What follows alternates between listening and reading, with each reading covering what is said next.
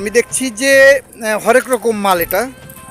এই হরেক রকম মাল বিক্রি করেন। আপনার কি নাম ভাই? আমার নাম আসলাম। মোহাম্মদ আসলাম। আপনার দেশের বাড়ি কোথায়? চুয়াডাঙ্গা জেলা।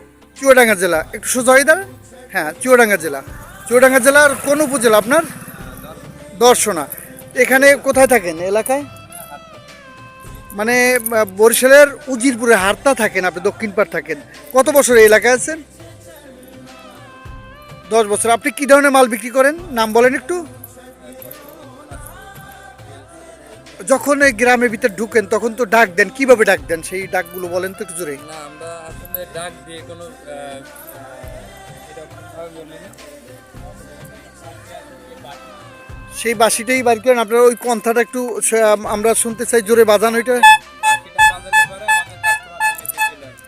মানে এই বাঁশিটা বাজালেই আপনাদের কাস্টমার আপনাদের কাছে চলে আসে। তখন আমি দেখছি এখানে প্লাস্টিকের মগ, বালতি, জালি থেকে শুরু করে ব্যাং, প্লাস্টিকের যাবতীয় এখানে খাঁচা আছে, তারপরে এই যে বক্স বাস্কেট আছে, বালতি আছে, জগ আছে।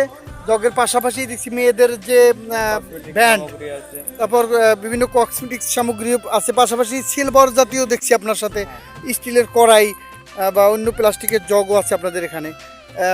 মানে হরেক রকম মাল, এক কথায় হরেক রকম মাল।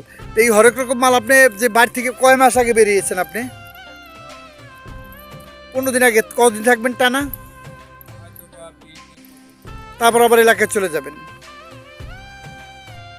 এখানে কয় টাকার মাল থেকে শুরু করে কত টাকার মাল আছে? এখানে 2 টাকা থেকে শুরু করে 250, 290 টাকা পর্যন্ত।